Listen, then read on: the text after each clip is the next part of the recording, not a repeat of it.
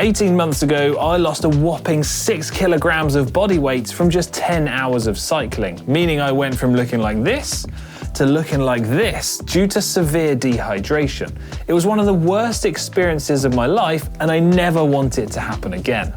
So today I am heading to see the kind guys at Precision Fuel and Hydration to put me and my sweaty body through its paces in their heat chamber, aka the sweaty chamber of doom. Jokes, it's not actually called that.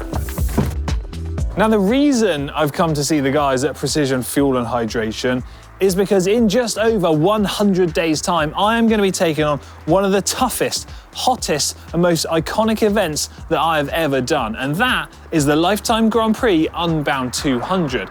And if I want to stand even the remotest chance of doing well, I'm going to have to get my fueling and hydration spot on. So today, we're going to be making a plan for that. This video isn't just about me though, because I want to hear from their sports scientists what simple steps everyone can take to optimize their fueling and hydration to make cycling in the heat easier, safer, and more enjoyable. Guiding me through the day is Dr. Sam Shepherd, who is one of Precision Fuel and Hydration's in-house sports scientists. Now, having read articles online suggesting that a weight loss of 5% of body weight due to dehydration can reduce performance by up to 30%, I'm keen to find out just how bad it was when I lost close to 8% of body weight. But before we get to that, it's time to turn up the thermostat and get sweaty in their heat chamber to monitor just how much impact heat has on my body. Okay, Sam, we're in the heat chamber. Talk us through the process, what we're going to do today and what we're trying to achieve. This is a pretty typical heat session that we would employ for most people. What we want to do initially is warm you up, but this is quite already warm you up even more. Yeah. So we start at about 45% FTP, and then quite quickly we ramp you up to close to your FTP within sort of first 6 minutes. The idea being that we want to generate some metabolic heat in that time. After that 6 minutes, we'll then settle into something a little bit more pleasurable, for want of a better word, sort of 70% FTP. But the key thing here is we're going to keep an eye on your heart rate, because we want to keep your heart rate in around the sort of 75% of heart rate max area through the session. Okay. So inevitably, because of the heat, what that means is that to hold your heart rate at that intensity, the power is going to drop. Okay, and then that's kind of give you an idea of how good or bad your body is. Yeah, so that'll give us some level of understanding of your baseline heat tolerance. Everyone's power drops. We had Connor in here and his went down a lot. So you've got some numbers to beat there, which will be interesting to see. Yeah. Ultimately, we do this with people to make them, more heat tolerant for when they're going to race in hot places, which is exactly what, we're going to be doing with you. Yeah. In terms of what we're going to measure today, so firstly, we're going to look at how sort of physiologically tolerant you are to the heat when you're exercising in the heat already. Yeah. So that'll give us a good sort of baseline to work from, and especially if we incorporate any more heat training before Unbound, then we can come back and revisit this, and hopefully your heat tolerance has improved. That's good. And then the second thing, we're kind of going to look at your sweat rate, and also how much sodium you're losing in that sweat. And then, of course, we can use those kind of two numbers to start to build a hydration plan ready for the race.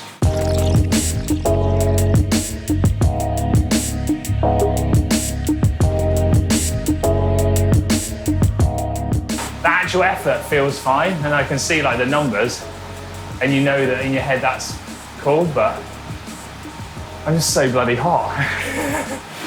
I was looking, Connor's just over 2 litres an hour, and I'm, are we going to get to that point? I mean, I'm not sure. Connor's a big chap, so he's sweating a lot more, just through, factor of body mass.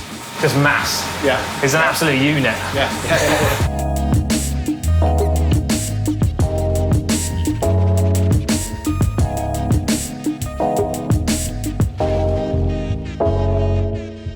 So you've done the at-rest test that we do from a sweat sodium perspective. So we'll also collect a sweat sample today, just to see how that compares, because there's obviously slight differences in the sweat rate at the moment, which can also drive slight differences in sweat sodium concentration as well.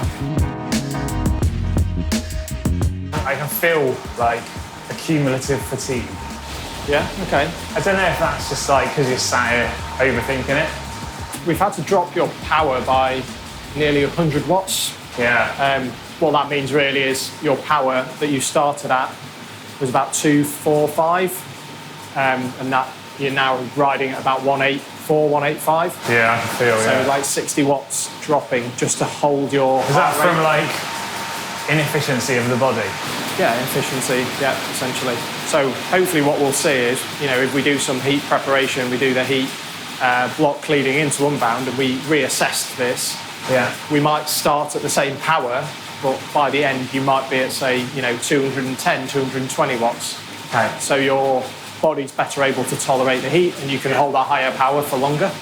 That's the idea. That's the goal. Yeah, that's the goal. And then no excuses come Unbound. Yeah, pressure's on me then. I can't wait to have a shower, dry off in the shower.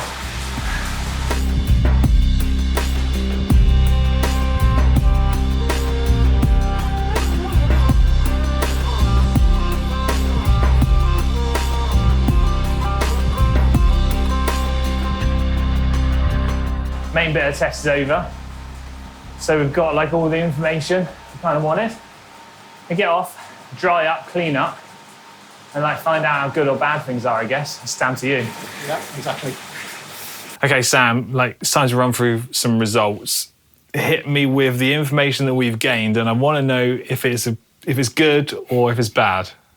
Okay, so we asked you to weigh yourself beforehand, and you were 74.8 kilos. Yeah. Afterwards, you were 73.2 kilos. And then you drank about 300 mils during the session itself. So looking at your sort of sweat rate, you're about 1.93 litres per hour across the hour there. So yeah, quite a heavy sweater. Yeah. Quite a significant amount of fluid loss going on there. Yeah, which is something we definitely need to consider moving forward. So that gives like a benchmark in terms of volume of liquid, but that's not the only important bit of information, isn't it? We need to know like the sodium content, is that right? Yeah, so we also collected some sweat and measured how much sodium was in that sweat, and actually it was probably quite high versus your at-rest test, probably about double. Not unsurprising because you're sweating at such a high rate. Yeah. So we often see that the sweat sodium concentration under those circumstances can be a little higher than an at-rest test. But equally, if we think about your issues at the 312, that most likely underpinned them and certainly probably explains why you were covered in salt by the end of that event as well. So in that example, when I lost that crazy amount of weight due to the dehydration, that's down to the fact of not having enough sodium and not having enough liquid by a long way. Yeah. certainly liquid-wise, you didn't have anywhere near enough, and we can talk through an example of what maybe you should have done. I want to dive a bit deeper into that shortly, because I also want to talk about some things that people, like everyone at home, can implement to try and make training and just riding in the heat maybe like slightly better for performance, or just making it a more pleasurable experience. So what are some real simple things that everyone can try to do at home, be that trying to test their like body's ability of fitness and hydration, and then try and implement that? Yeah. So there's probably a couple of things that we can do. So the optimal, of course, is you come into a lab and we do all these measures in a very controlled environment. That goes without saying. But you can still get some level of adaptation when you're at home. One way is through what we would call like active heat training. And you've seen some like the pros, like the Lotto guys doing this, where they're just putting some extra layers on, maybe turning the fan off, where during some of their easier riding and some of their easier sessions that they're doing on the turbo.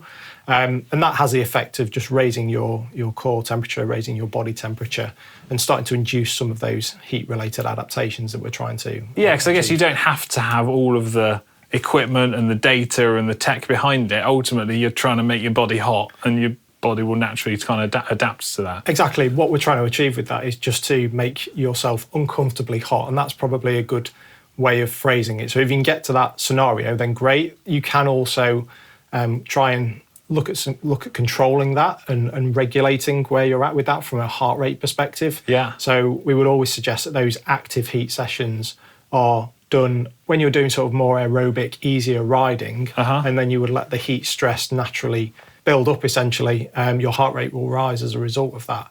we only want to go sort of 10 to 20 BPM, maybe higher, before, and we're going to get the heat stress and the adaptations that come with that. Okay.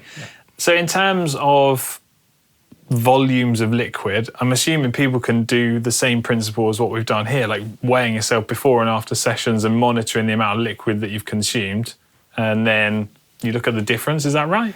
Yeah, so very simple. Hopefully everyone's got a set of scales at home. Yeah. You simply weigh yourself nude beforehand, weigh yourself nude after the session, account for how much fluid you've consumed, and then that'll give you an idea of your sweat rate, exactly like we've done today.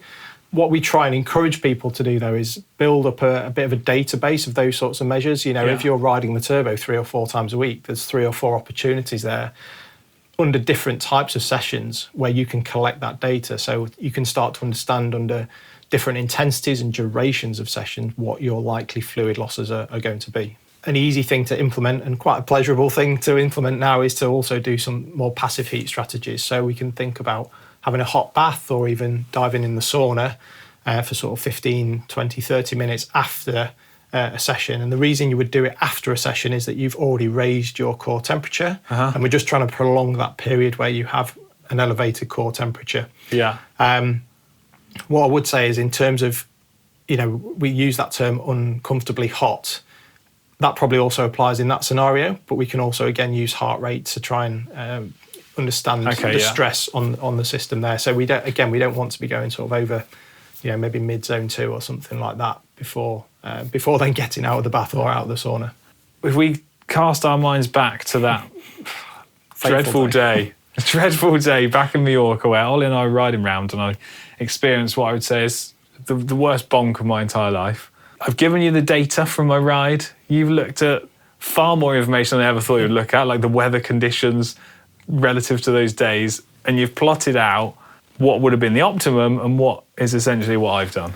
I can't take all the credit for this. So it's my colleague Lindsay Hunt, who's back in Australia, but he, during his PhD, created this model to understand and model what your sweat rate is likely to be under certain conditions. So when you're racing at a certain power, we understand what the conditions on the day are likely to be. And we can also do that retrospectively, which is what we've done here with the 312 data.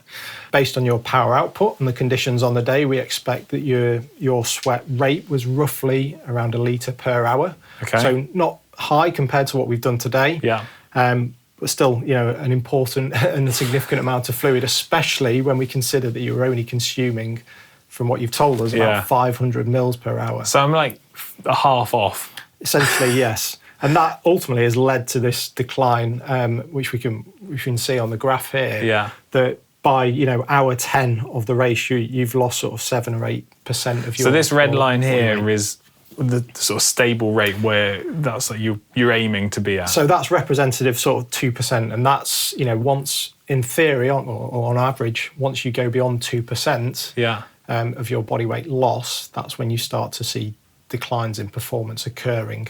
So you've done incredibly well to go way beyond that.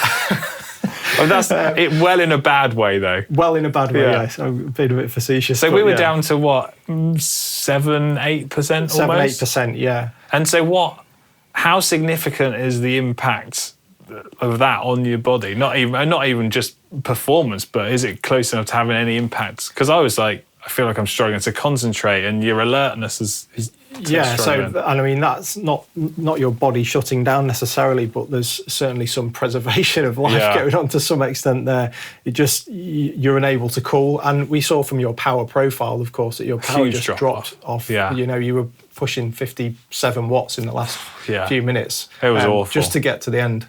Okay, so hydration significant. I think I need to sort of keep hitting that home. I can't ever overlook that anymore. I've got no excuses now. You've mapped that one out for me.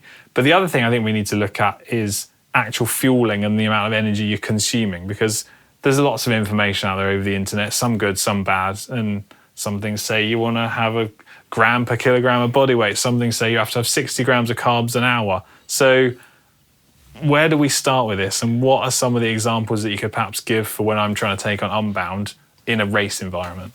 As a scientist, we would always fall back on what the guidelines suggest as a start point. And when we think about the tool that we have on our website, the fuel and hydration plan, that's what it's essentially built on. So we would go to that as a start point to get some ballpark figures. So from an Unbound perspective, where we're expecting you to be, out there for sort of 10 hours, 9.5 hours, hopefully sub 10. If I ride quick enough, yeah, hopefully. But that's a significant period of time. And really the guidelines tell us that as soon as you're going over 2.5, certainly 3 hours, we need to start to increase your fueling to around 90 grams of carbs per hour. Now, the caveat to that, of course, is that you need to be able to tolerate that rate of intake over that period of time. So this is another element of training I need to add in. Another element gut of training. So yeah, gut training becomes critical there. Okay. So while we can go and look at the ballpark figure and say 90 grams is what we should aim at, yeah, we also need to consider the start point from that. So if you're telling me that actually on a day-to-day basis or on a typical training ride you might be at sort of 70 or 80 grams, then we can still move that up to 90 grams an hour. Okay. The other thing here is you're going to be in a race environment. So, there's going to be periods where you're pushing hard, you may be trying to stay with a group. Yeah. Your rate of carb oxidation is going to be relatively high. And so we might need to also consider that if there's those periods in the race, we want to push up your fueling, maybe even beyond 90 grams of carbs per hour. Again, with the caveat being that you also need to be able to tolerate that. So training your gut, not just doing the heat training leading up to Unbound, but training your gut, and the two combined, training your gut to tolerate that amount of carbs in the heat is going to be really important to how you then perform on race day. The intensity is a key driver of this. So if, we're talking about trying to finish this event in around 10 hours, if you may be taking 15 or 20 hours, of course, the intensity is going to be lower. So you could consider fueling at a slightly lower rate. Okay. When we think about how long, someone's out there for 15 or 20 hours, trying to do 90 grams of carbs per hour for such a prolonged period. That's a huge demand on your body. That's a huge demand on the gut itself. So for those people, we would probably draw back a little bit on those recommendations and look towards maybe sort of 75, 80 grams of carbs per hour. And then in terms of actually trying to pinpoint down at the end, if I've done a good job of heat training, getting everything right, I think we need to come back here and essentially recreate the test that we've just done. And then how are we going to assess if I've done a good job? Essentially, yeah. So what the exact test that we've done today would be a great thing to replicate leading into Unbound. We can measure again what your sweat rate is likely to be, your sweat sodium concentration, but we can also look at that power to kind of heart rate ratio. So we have like an external to internal ratio that we've looked at today, and hopefully that's then improved. So what that means in real terms is that you are holding a higher power for the same or maybe even a slightly lower heart rate during the session itself. And that will give us a good idea that you've adapted in a good way to the heat, ready for the race. I mean, man, that's fantastic. Thanks for taking the time to chat through it, and I really appreciate it. Right, see you at Unbound. See you there. Right, my time here is done, and I tell you what, that has been really interesting and is going to be super crucial in the training and prep in my build up to race day. Please do get involved in the comments section down below. Let me know if you have any experience of riding in the heat or doing any training in the heat chamber like this. And as always, if you like this video, give it a thumbs up, and if you want to see more videos like this, subscribe to our channel and turn on your notifications. See you later.